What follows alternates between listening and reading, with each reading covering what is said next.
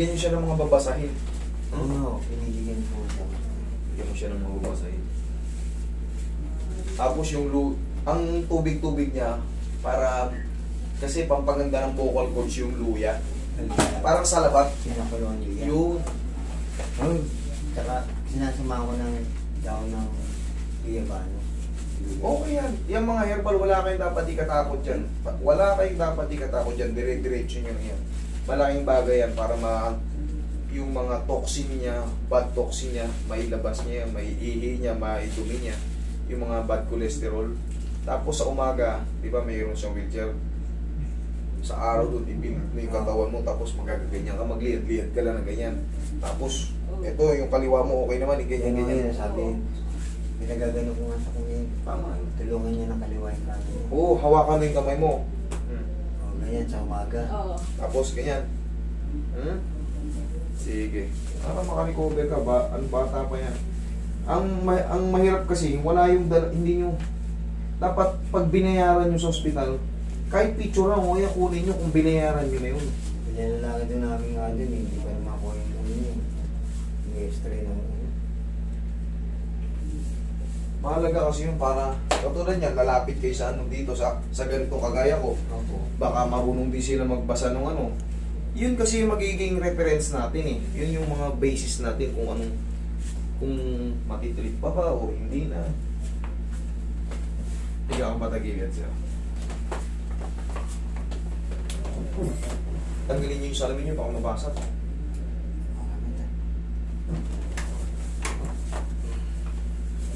Taga saan po ba kayo? Binyan Laguna po. Binyan?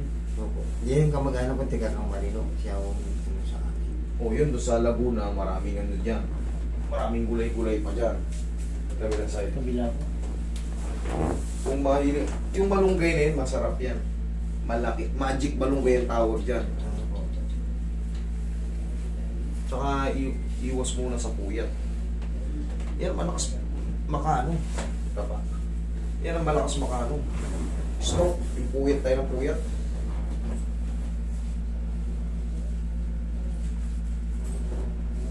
Ilang oras pa minsan ang tulog niya? Minsan nagpupuwet kasi yan eh. Yung mga tulog minsan. Kaya nag-iyak na lang. Roy.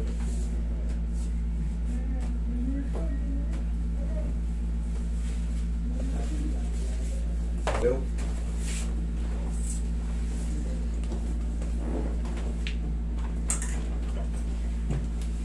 Yan.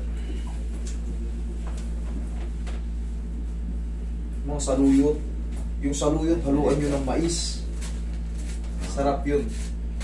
Pakulo nyo lang, tapos luya, malunggay, masarap mo.